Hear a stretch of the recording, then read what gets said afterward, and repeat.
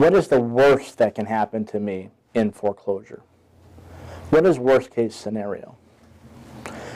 Today I can talk to you in the general sense of the word worst case scenario and use a very broad approach to cover.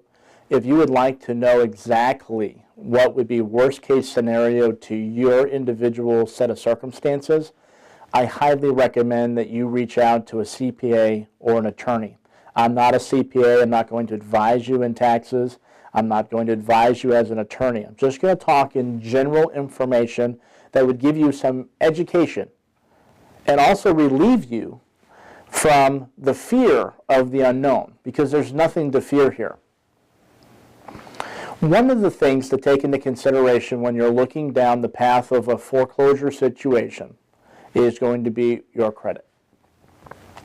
Credit is interesting. Credit is easily rebuildable over time.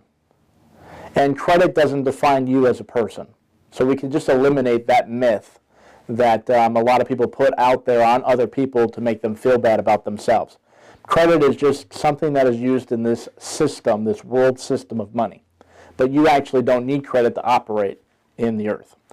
But let's drill down just for a second, the worst case scenario. Worst thing that you could do right now is do absolutely nothing. Let it take its natural course and go all the way to foreclosure and go to an auction. Because either way, you'll end up in the same spot. Only it may be worse. So in this case, if you take the path of doing nothing, what will happen is, yes, you will have a foreclosure that will be on your credit report, typically anywhere between 5 to 7 years.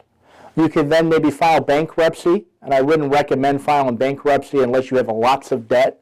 But if you go ahead and file bankruptcy, well, then you'll have a bankruptcy plus a foreclosure, which means that you'll be a high risk to any financial institution for 5 to 7 years roughly.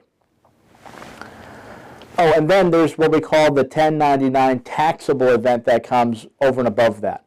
Let's say you decide not to file bankruptcy, but you decide that you're going to just walk away, let the bank take the property back at auction, and think that there will be no repercussions.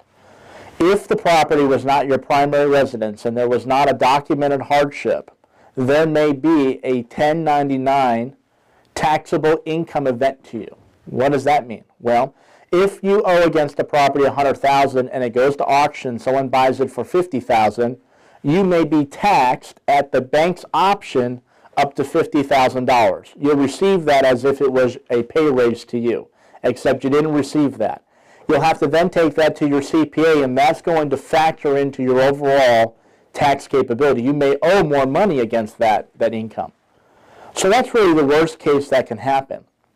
Now, the second path is this. If you were proactive, which I recommend going down with a fighting chance, is to be proactive.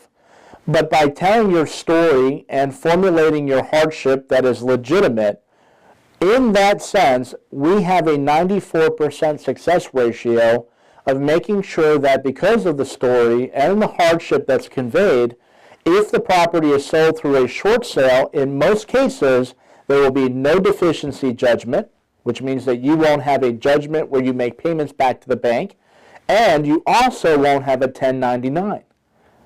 Okay, now there is about a 6% chance that if a person isn't in a legitimate hardship and they are successful in a short sale, they may have the taxable event take place.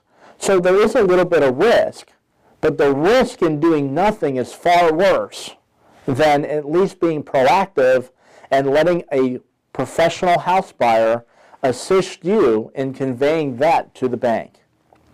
Because you know what?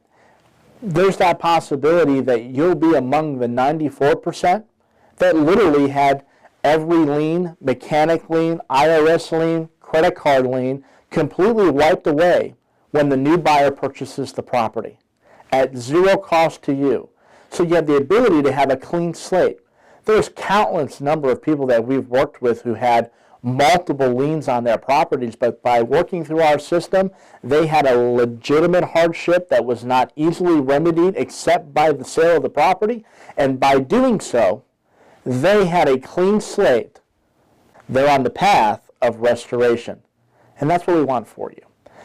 So if you're sitting there and you're maybe weighing out these different options, I'd recommend talking to a CPA or an attorney. contacting your bank about the different options that are available. Maybe you can qualify for a loan modification.